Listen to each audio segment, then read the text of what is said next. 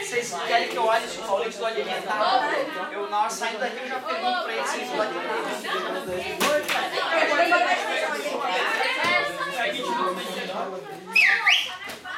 Ô galerinha, o negócio é o seguinte então, como vocês vão ter uma margenzinha na minha aula, vocês podem usar aquela margenzinha para comer alguma coisa, eu pergunto pro Paulo que vocês podem utilizar, tá? O negócio é o seguinte, ó, aqui tem uma notícia interessante para te dar.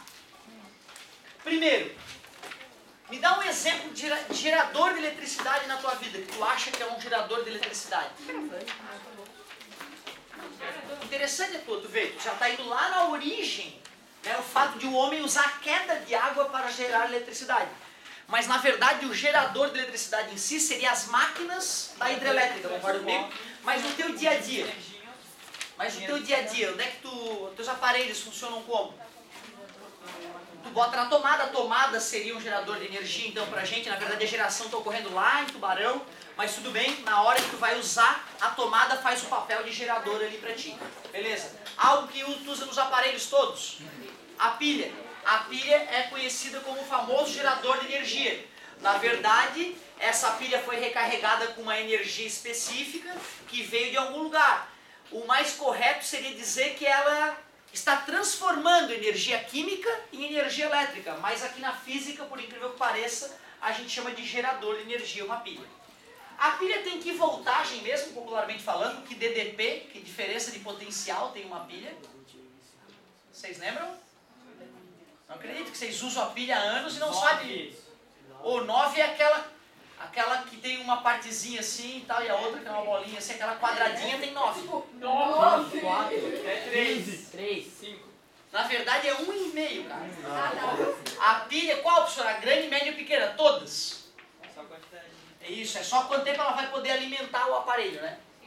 Agora tu vê que loucura, tu compra a pilha com 1,5 volt, bota no teu aparelho e tu espera que ela entregue pro aparelho, mas não é verdade. Tu compra a pilha com 1,5 volts, mas ela nunca vai devolver pro aparelho 1,5 volts, jamais. E é isso que a aula de hoje vai te mostrar, vai te justificar matematicamente o porquê disso. Bateria do carro, alguém arriscaria dizer qual é a tensão? Qual é a DDP? Qual é a voltagem? 50, 200. Do carro? 1.500. Como assim, ó, como eu sempre mexi muito em tudo, né? Sempre estragou, deixa eu desmontar, mãe. Quebrou ali, deixa eu ver como é que é por dentro. Tu adorava, peguei que ser uma marretada. Quebra com a marreta e vê, que legal por dentro. No início é assim, né? Tu é criança, tu é curioso, aí depois tu pega a chave de fenda e tenta desmontar. Aí depois de algum tempo tu até conserta um equipamento ou outro. Então eu desde guri eu li a pilha ali, né? 1,5 volts. Então a bateria do carro tá lá, deixa eu ver. Tá ali, 12 volts. 12 volts. Parece bobagem, mas bateria de módulo lunar, ela é uma bateria desse tamanhinho, radioativa, com mais de 1.000 e poucos volts, 7.000 volts. Tu vê, né? Olha a tecnologia que a NASA tem, que poderia estar sendo usada na nossa vida e por motivos estratégicos, né? A gente acaba não tendo acesso a isso. 12 volts. Ligou a bateria no carro. O carro vai receber 12 volts dela? Nunca. É isso que eu quero te mostrar, o porquê dessa história. Até agora eu estava mentindo para ti. Quando eu fazia um circuitinho assim, ó, e falava que aqui tinha 200 volts, 10 ohms, e te perguntava qual é a corrente, tu vai lá, V igual a R vezes I. 200 é igual a 10 vezes I. I igual a 20 ampere. Eu estava mentindo. Porque esse sujeito de 200 volts, ele não tem 200 volts fixo. Ele vai fornecer uma certa DDP, uma certa tensão, dependendo do sujeito que for conectado a ele. O que eu quero te dizer é que se eu tirar esse cara de 10 ohms e colocar um cara de 5 ohms, o comportamento dele vai ser um pouco diferente. Mas se eu já contasse toda a verdade de uma vez só, né, cara, ia dar um nó na nossa cabeça. Por isso, primeiro, a gente estava trabalhando com uma tensão constante. E agora vai vir a verdade. A verdade é a seguinte, meus queridos. Um gerador de energia que antes nós estávamos representando só assim, ó, nós vamos ter que modificar essa representação. Vai continuar tendo uma barrinha maior, que é o polo, e a barrinha pequenininha, que é o polo lógico. Porém, dentro do gerador, como ele é feito de material condutor ou isolante, o gerador tem que ser feito? tem que ser condutor, né? Se não for condutor, como é que a corrente vai passar por ele, né? Mas o material condutor pode ter resistência nula? Não, infelizmente, por mais que ele seja condutor, ele oferece uma resistência à passagem da corrente elétrica. Como essa resistência está dentro do gerador, eu não vou chamar ela de Rzão, eu vou chamar ela de Rzinho. Resistência interna o nome dela. Então tu vê, ó, todo gerador de eletricidade possui uma resistência interna. Todo gerador de eletricidade possui um elemento dentro de si que de fato gera essa tensão. Esse elemento, que antes a gente representava por V, nós vamos representar a partir de hoje por E. E chamaremos de força eletromotriz. Eletromotriz. Nome justo, hein? Força eletromotriz. É a força que movimenta os elétrons. Concorda comigo? Nome justo, né? Não tem mais o tracinho, né? Força eletromotriz. Então vem comigo, cara. Olha só que eu vou te perguntar. Tem o ponto A e o ponto B. O ponto A e o ponto B seriam os polos do gerador. É esses fiozinhos que eu conecto lá no aparelho que eu quero alimentar com esse gerador. Qual será a tensão entre A e B? A tensão entre A e B vai ser aquilo que eu estou gerando, a força eletromotriz, tens que repetir para poder te acostumar com ela. Que bonitinho. Menos, tu deves concordar comigo que na hora que a corrente elétrica passar pelo resistor, tem uma queda de tensão, uma perda de energia. Como é que eu calculo essa perda de energia em cima desse resistor? R vezes I. Para calcular uma tensão não é R vezes I? Só que aquele R eu chamei de Rzinho vezes I. Pronto. Esta aqui é a famosa equação do gerador.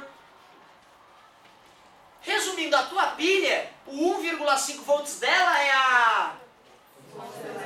Ou seja, ela só tem 1,5 volts desligada, meu querido. Se tu liga a lâmpada do carrinho de brinquedo, a tensão nela vai a menos que 1,5 volts. Olha que interessante. Então, quer ver? Ó, aí é que tá, depende de quantas lâmpadas eu liguei, do poder dessa lâmpada. Vamos criar aqui então uma pilha hipotética pra gente. Vamos supor que eu fui lá na internet e pesquisei com o fabricante, Rayovac. E aí então eu descobri que a resistência interna da pilha é 0,1 ohm. Tu concorda então que para aquela pilha, essa é a equação, né? Beleza? Vamos fazer passar por ela 1 ampere. Vamos fazer passar por ela 1 ampere e vamos ver o que acontece. V igual 1,5 menos 0,1 vezes 1. V igual 1,5 menos 0,1. A tensão dela ficou 1,4 volts. Vamos fazer passar por ela 10 amperes agora. Vamos ver o que vai acontecer. 1,5 menos 0,1 vezes 10. Fica V igual a 1,5 menos 1. A tensão nela agora é 0,5 volts.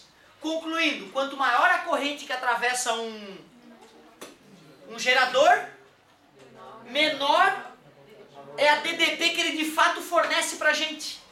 Tu vê, se eu fosse fazer o gráfico daquilo ali, partiria a tensão de 1,5, né? Certo? E quanto maior a corrente, menor a tensão, né? Então, peraí, vai ter uma hora que vai zerar, né? Como é que eu descubro qual é o momento em que vai zerar a DDP da pilha? Nessa nossa pilha hipotética aqui. Quando aqui dá zero, né? Então tu vê, para tu detectar a máxima corrente que pode percorrer um gerador, tu pega a equação do gerador e bota no lugar do V, zero. Vamos ver como é que vai ficar nesse caso hipotético. Já aviso, tá? Eu errei nesse R. Só de começar a fazer as contas eu vi, tá muito exagerado essa pilha aí. Uma pilhinha, passar 10 amperes por uma pilha, não existe isso. É miliampere que passa na pilha. Ou seja, embora esse valor esteja verdadeiro, esse valor ficou muito baixo para a pilha. Certo? A minha pilha hipotética aqui, só para tu saber, né, ela ficou meio bizarra essa pilha. Pilha ninja. Então, vezes I. Menos passa 1,5, está multiplicando, passa... Meu Deus, uma pilha monstro, ela chega a aguentar 15 amperes. I em ampere, V em volts. V em volts. Este gráfico aí, que é uma reta decrescente, né? É um gráfico de uma função de primeiro grau decrescente, é chamado de curva característica do gerador. Curva característica do gerador. Essa curva característica é para a nossa pilha hipotética, né? Se eu quiser fazer um gráfico genérico, eu não botaria 1,5 volts aqui, eu botaria... Parabéns, garoto, ligadaço, E. E eu não chamaria isso aqui de 15, porque eu não sei quanto é, né? Já que é hipotético, que é genérico, eu chamaria de ICC. O que é esse ICC? É a intensidade de corrente elétrica para o curto-circuito. Seria equivalente a tu pegar uma bateria de carro e conectar um fio entre os dois polos. Que prepara, que é faisqueira para tudo que é lado, né? Vai tender a explodir essa bateria, certo? Por isso que a gente jamais vai usar um gerador no curto-circuito. A gente geralmente usa um gerador bem no meio do gráfico aqui, com a metade da corrente de curto-circuito e com a metade da força eletromotriz. É o ponto mais adequado para a gente aproveitar ao máximo o gerador. Como é o nome desse gráfico? Curva característica do gerador. Curva característica do gerador. Gerador. Pega a equação do gerador ali e vamos definir como é que se calcula essa corrente de curto-circuito. Eu prefiro que tu saiba achar essa corrente de curto-circuito e não dependa de fórmula. Porque eu não posso garantir que eles vão te fornecer essa fórmula no vestibular. Como é mesmo que eu acho a corrente de curto-circuito a partir da equação do gerador? Bota o V. V igual a quanto? Zero, porque quando eu faço um curto no gerador, a tensão que ele disponibiliza cai a zero. Menos R vezes I vai para o outro lado, mais R vezes I, já que eu quero achar a corrente, que é a corrente de curto-circuito, fica E sobre R. É assim que se determina a máxima corrente que pode percorrer um gerador. Basta pegar a sua força eletromotriz e dividir pela sua resistência interna. É assim que se determina a máxima corrente que um gerador pode fornecer. Observem que essa situação nós jamais utilizaremos, porque isso simplesmente danifica o nosso gerador sem a gente ganhar nenhuma voltagem em troca, né? Então não faz sentido. Mas não é tudo hipotético ali. Eu não entendi o que acontece quando o I é igual a 15. Pois vamos fazer a conta. Vamos botar 15 aqui. 15 vezes 0,1. 1,5. 1,5 menos 1,5 seria o equivalente, cara, eu pegar a pilha e pegar um fiozinho e conectar direto aqui sem resistor nenhum. Ou seja, aqueles 1,5 volts dela estarão aplicados só na sua resistência interna. Ou seja, toda a energia da pilha está fazendo a corrente circular dentro dela, só. Então, tu vê, é uma coisa absurda, né? Tu pegar uma pilha e fazer um curto nela. Tu vai sentir ela esquentando pra caramba e não vai poder acender uma lâmpada, não vai poder acender nada. Porque se eu colocar uma lâmpada aqui, um outro resistor, já não é curto-circuito. Porque uma parte da energia vai ser absorvida pelo resistor externo. Então, o curto-circuito de um gerador é quando toda a força eletromotriz do gerador está aplicada dentro de si próprio. Só vai fazer ele esquentar devido ao efeito Joule e tu não vai ter ganho nenhum com isso. Beleza? Boa pergunta. Ótima pergunta, garoto. Então, ó, legal, cara. Nesses poucos minutos eu mostrei pra ti que os geradores de eletricidade eles possuem resistência interna e por este motivo a DDP que ele fornece não é constante, não é fixa. Se eu quiser fazer um gráfico dessa DDP fornecida com a corrente, o gráfico sempre ficará uma reta decrescente.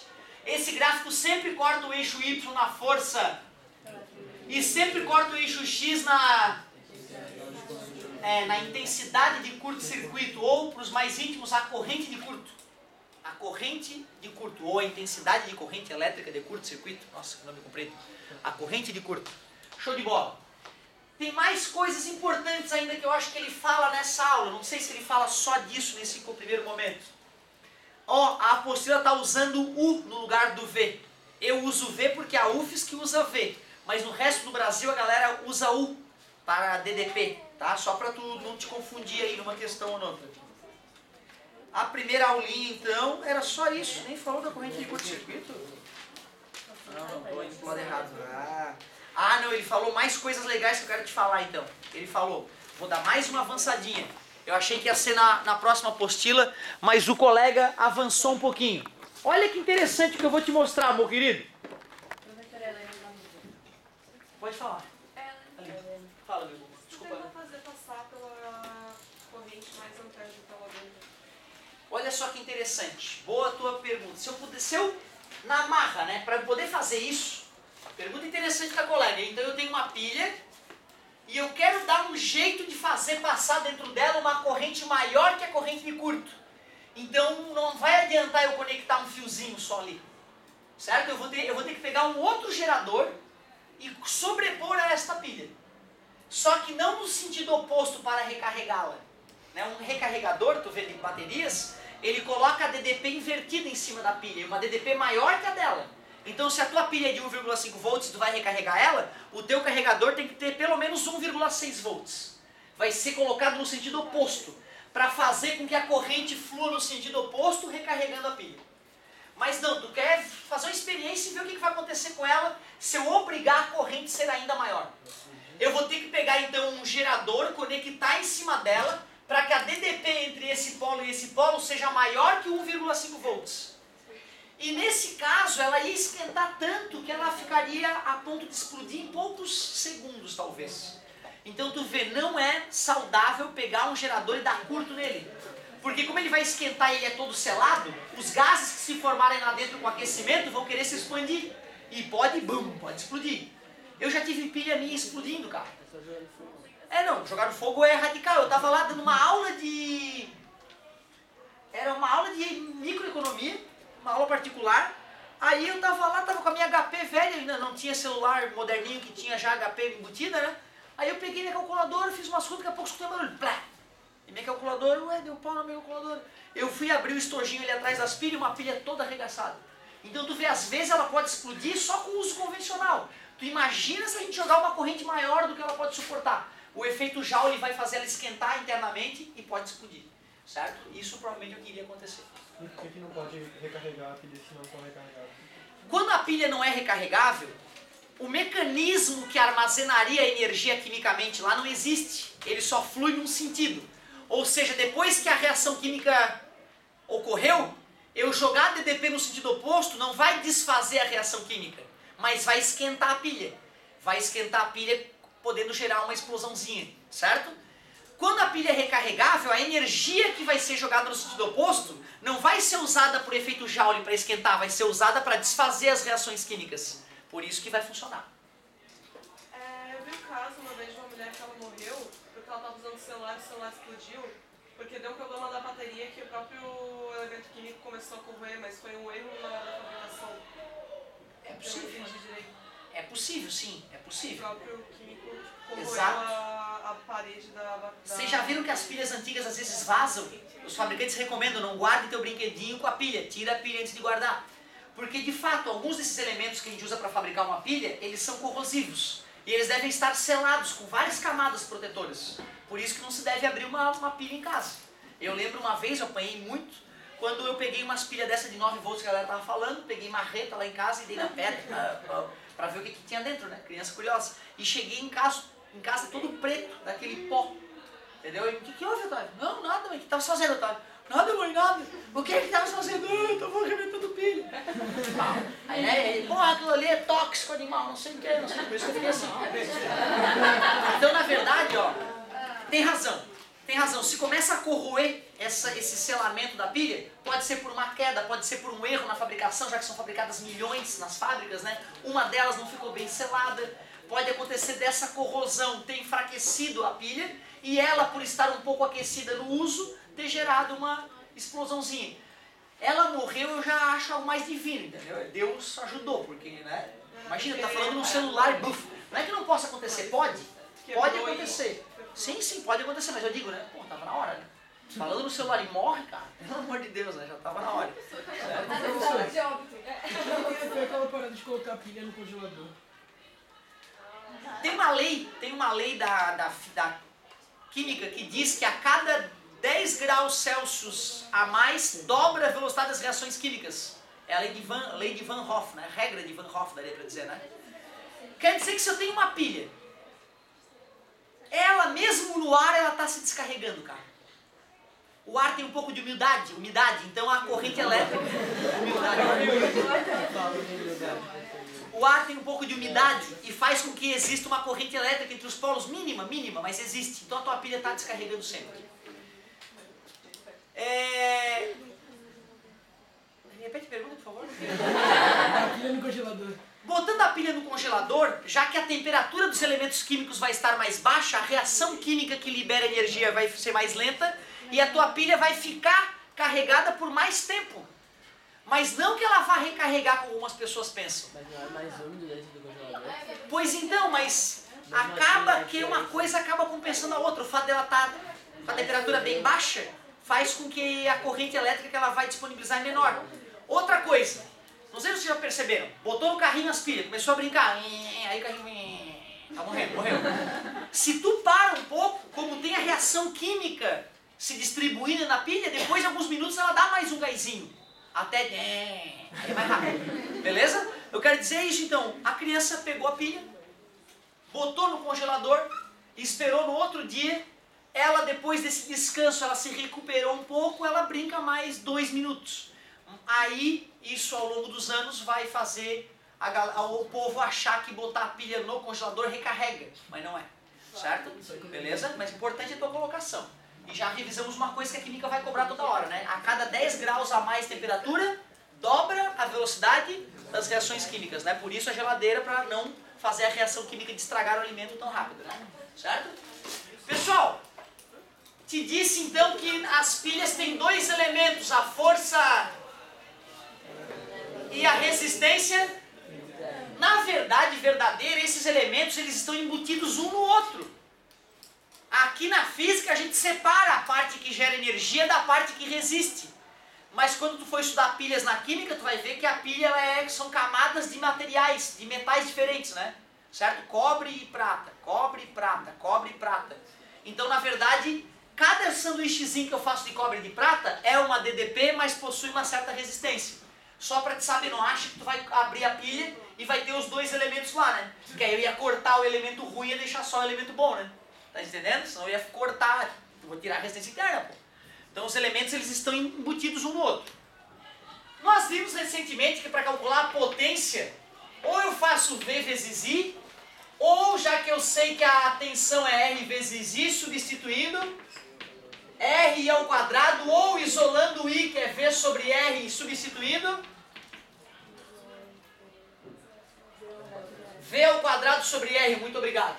Essas são as 3 fórmulas que nós temos para calcular a potência elétrica, não é isso? Observe que a partir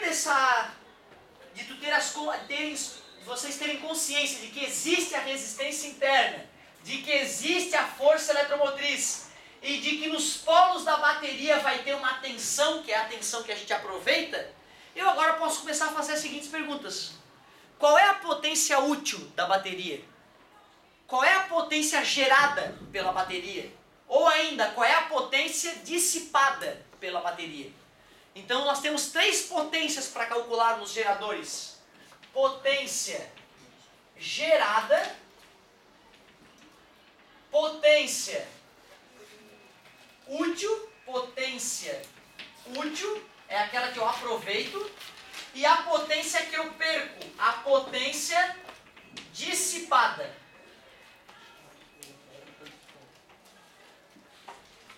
Onde tu acha que é a potência gerada? É a potência nos polos, na força eletromotriz ou na resistência interna?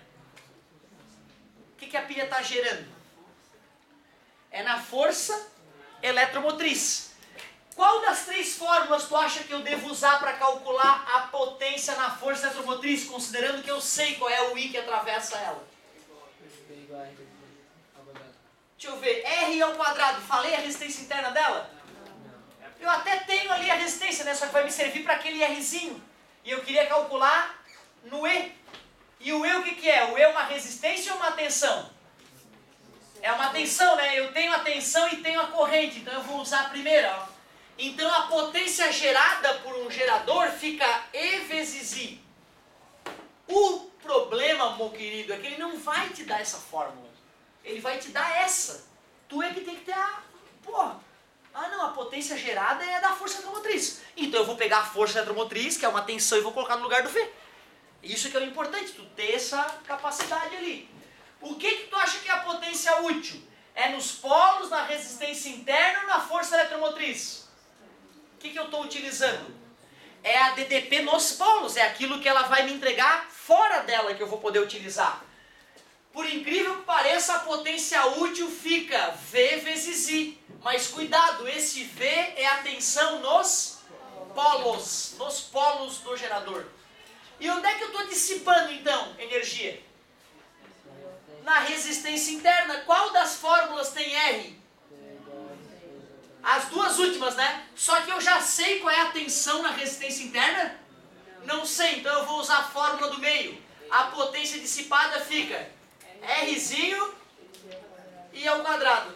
Pela lei da conservação da energia, o que vocês acham que eu posso falar sobre a potência gerada, a potência útil e a potência dissipada?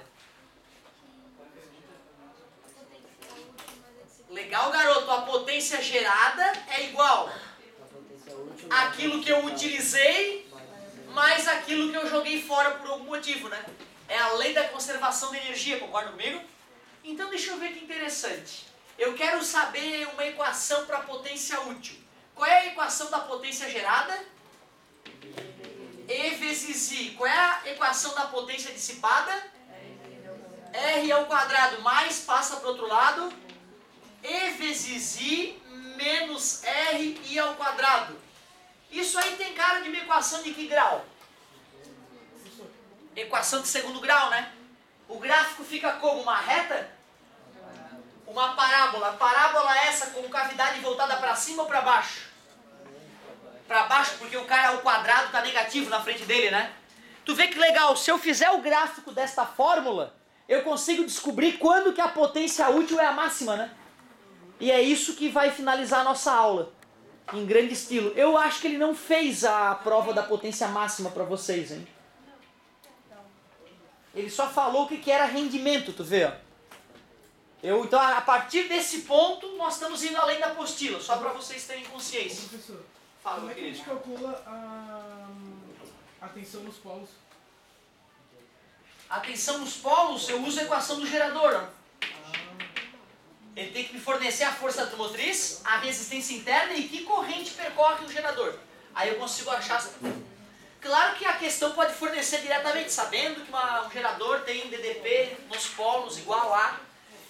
Aliás, eu perguntaria a vocês, quais perguntas eu posso fazer para que tu use essa fórmula?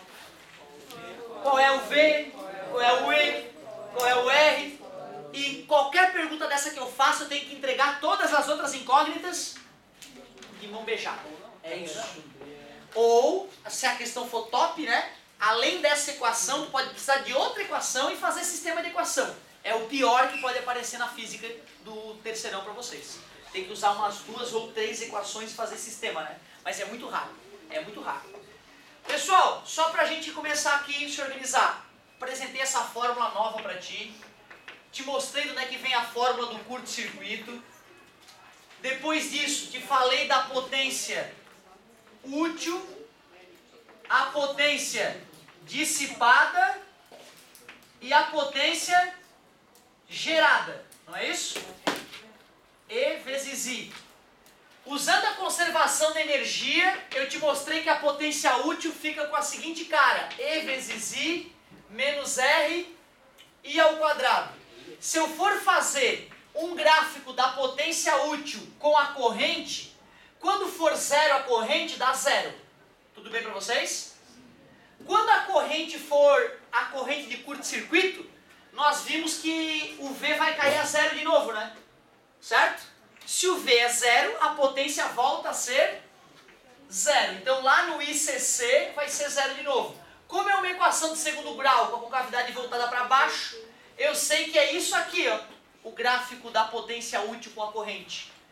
Se eu quiser aproveitar ao máximo o meu gerador, eu teria que ter a máxima potência útil.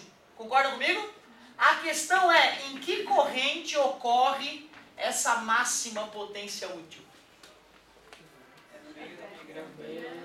É no meio daquele gráfico ali e é bem no meio desse, né?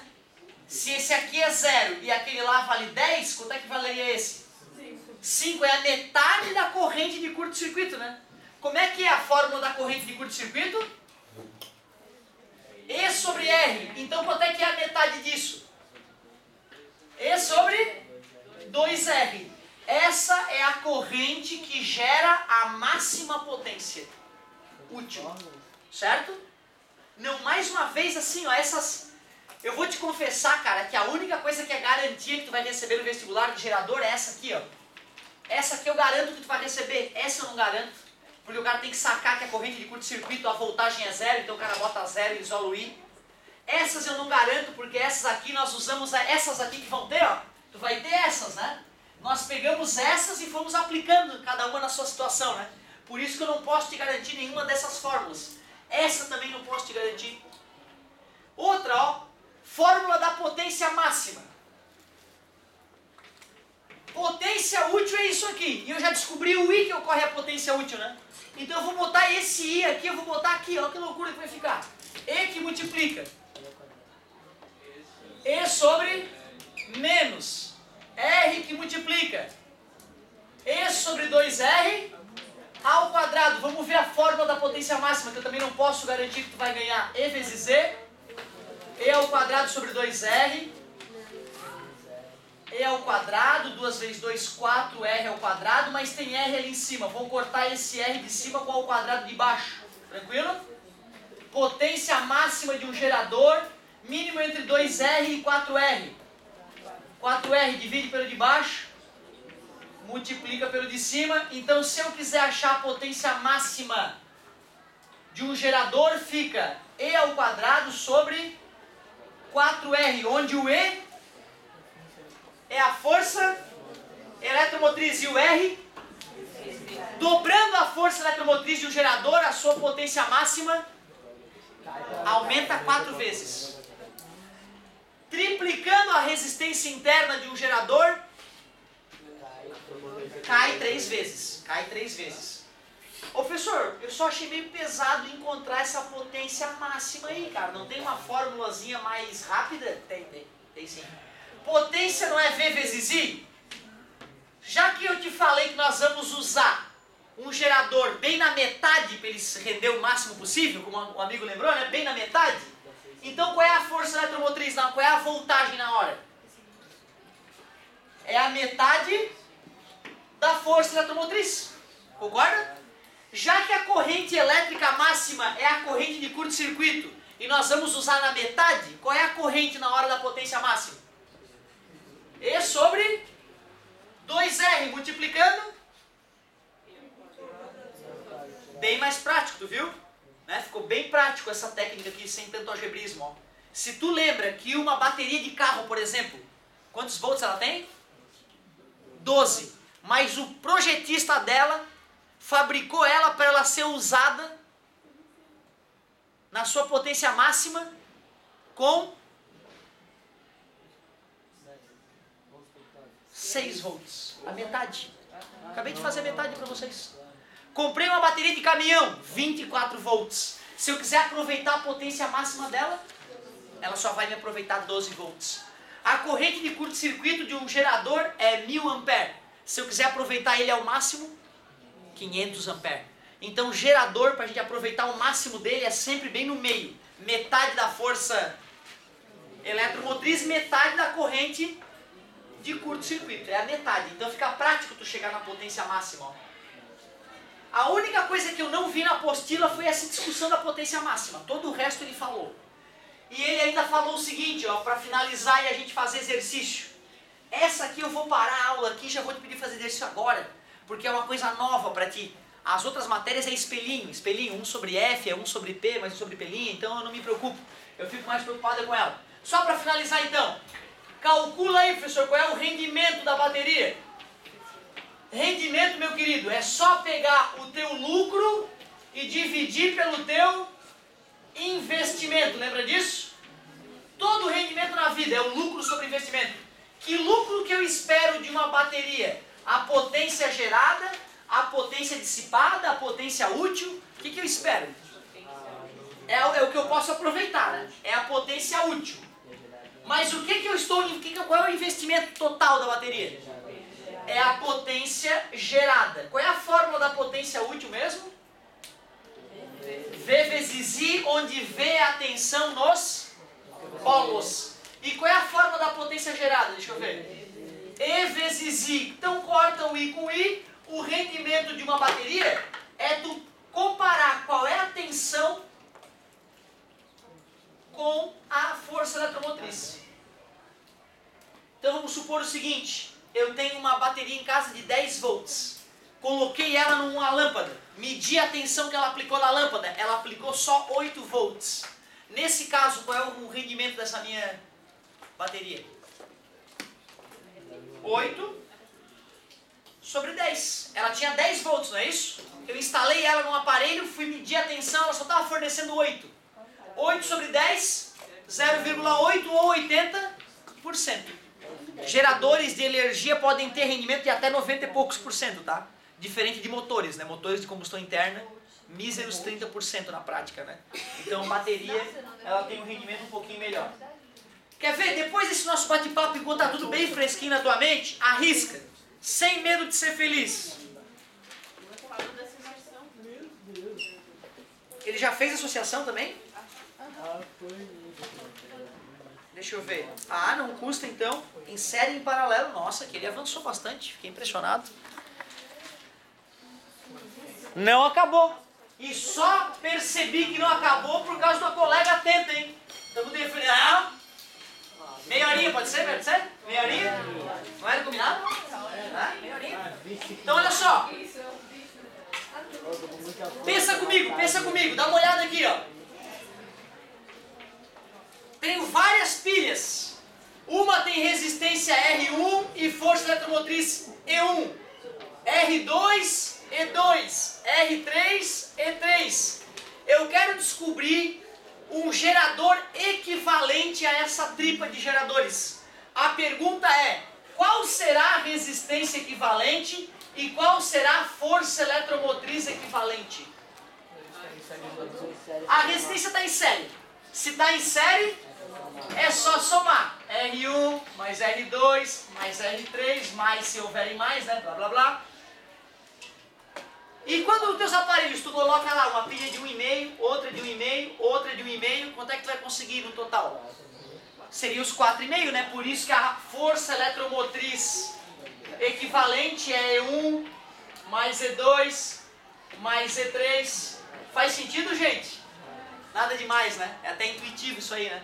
Certo? Observem que o clássico é a gente botar pilhas idênticas uma do lado da outra.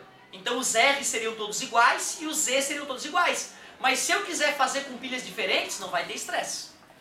Porém, jamais conectem pilhas que não sejam idênticas e compradas na mesma época em paralelo. Jamais. Então cuidado, ó. Ó em paralelo como é que vai ser. Só mais uma, mas é claro que podem ter infinitas, do jeito que tu quiser. Está conectado em paralelo, lembra? As saídas têm que estar conectadas, né? Só que não adianta eu chamar de R1, R2 e R3, porque elas devem ser idênticas. Já vou te explicar por quê. Não adianta eu chamar de E1, E2 e E3, porque elas têm que ser idênticas. Eu quero descobrir um único gerador que substitua todos esses. A pergunta é, quem é o resistor equivalente e quem é a força eletromotriz equivalente? Com certeza, se os resistores estão em paralelo, podemos usar o macete. E já que são todos iguais, vamos supor que tem 1, 2, 3, que tem N. N dessas em paralelo. A resistência equivalente fica R sobre N, claro. Olha que vantagem então eu ganho quando eu associo em paralelo. Eu diminuo a resistência interna global, certo? Mas qual era a característica da associação em paralelo? O que era igual para todo mundo? A tensão, por isso que nesse caso, a tensão continua igual, galerinha. Continua igual. Dá para acreditar nisso? Tu tem 1000 pilhas de 1,5 volts. Qual vai ser a tensão? 1,5 volts. Por isso que Ou seja, se eu faço uma associação em série, o meu objetivo é aumentar a tensão. Eu tenho uma pilha de 1,5 e o aparelho precisa de 6 volts. Eu vou botar várias em série. Qual é o preço que eu pago? A resistência interna aumentou. Porém, se eu estou com a tensão correta, mas quero que passe mais corrente pelo circuito, então eu vou colocar em paralelo, porque em paralelo a tensão não aumenta. Porém, já que a resistência interna aumenta ou diminui? Diminui, porque são várias em paralelo, aí eu ganho a vantagem de poder passar mais corrente, certo? Nos brinquedinhos são assim, são em paralelo. Tem vários, cara. Tem que olhar como é que as pilhas estão conectadas. Tem brinquedinho que é em série, tem brinquedinho que é em paralelo. Elas que são de lado, uma assim, daí... Se é uma do lado da outra e estão conectadas em cima e embaixo, é paralelo. Tá, mas aquilo ali é um ferrinho? O que é? É um ferrinho, um condutor. O que importa é que é um condutor. Agora, por exemplo, tem aquelas pistolinhas, né, que lança dardo. Até tempo atrás era permitido, né? Plá, plá, plá. Aí tem umas que são elétricas, já viram aquilo? Eu arrumei uma pro meu filho que são 6 pilhas, aquela porcaria. São 6 pilhas. Então, assim, tu metralha um pouquinho, blá, blá, blá, blá, blá, blá, blá, acabou a pilha. É assustador, né? Então tu vê, é um aparelhinho que realmente exige. E assim, ó, são duas, uma na bundinha da outra, e são 3, uma do lado da outra. Certo? Então quantos volts esse aparelho exige? 3 volts, porque está em série, mas ele tem uma alta corrente, né? Para ter botado 3 jogos desses, né? Para poder ficar em paralelo. Então tu vê, tem aparelhos que tem associação em série e em paralelo junto. Certo? Tenho certeza que com esse nosso bate-papo tu vai conseguir matar as questões que eu vou pedir para tu arriscar. Faz a primeirinha ali, a primeira página, só para começar a aquecer, né? Seria então página 14.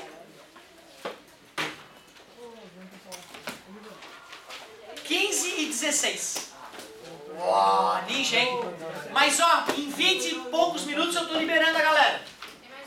Certo? Empacou, chamou. Faz as 3 primeiras páginas. Vamos detonar essa física nova aí. É isso? 14, 15, 16? Confere pra mim. Ô, professor, Fechou. E você vai, tipo, explodir se eu conectar pilhas paralelas com coisas diferentes? Ah, eu não expliquei. Parabéns. Obrigado, hein? Eu não expliquei qual é o problema de tu pegar pilhas diferentes e se conectar, né? Aconteceu comigo.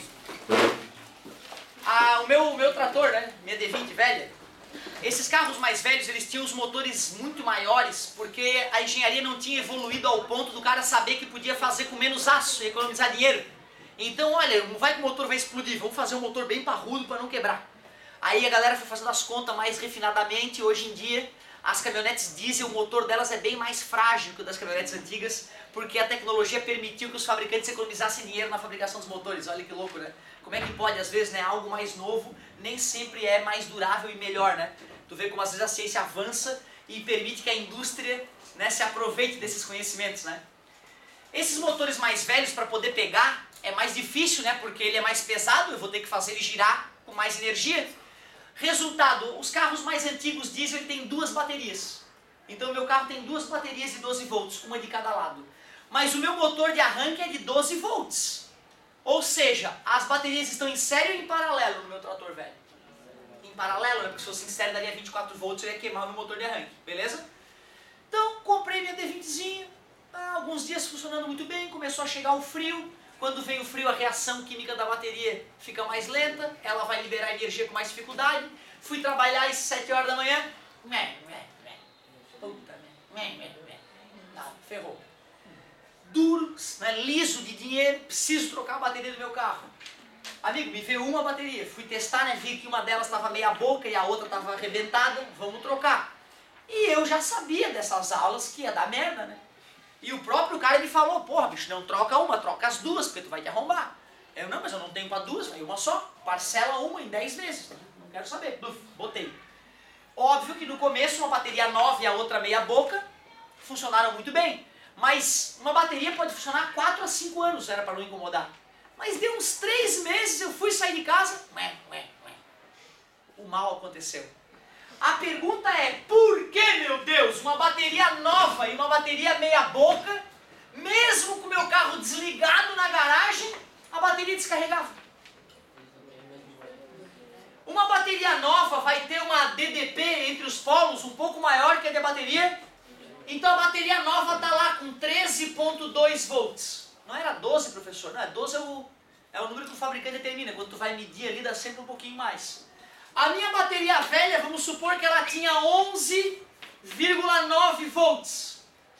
Se essa aqui está com uma tensão maior do que aquela ali, essa bateria nova vai querer recarregar a bateria velha, que está ruim e não pega carga. Ou seja, mesmo com o carro desligado, a bateria está descarregando enormemente. Por isso que a gente nunca deve colocar em paralelo uma pilha nova com uma pilha velha. Se for uma coisa emergencial, entendeu? Meu Deus, eu preciso trocar o canal da TV. A pilha morreu, eu tenho uma nova, a outra é velha. Não vou ver TV hoje. Não. Tu bota ali a pilha, troca o canal e tira a pilha. Porque mesmo que tu não use o controle, só de uma velha e uma nova estarem em paralelo, uma vai fazer o papel de gerador, a outra vai fazer o papel de quem está sendo recarregado, e aí vai circular corrente no circuito mesmo que tu não esteja usando. O carrinho de controle remoto, deixou as pilhas lá, em paralelo, uma velha e uma nova, ele vai descarregar da noite para o dia sem tu usar ele. Por isso que jamais façam isso. Beleza? Certo? Obrigado pela pergunta. Eu esqueci desse comentário importante. Agora vamos.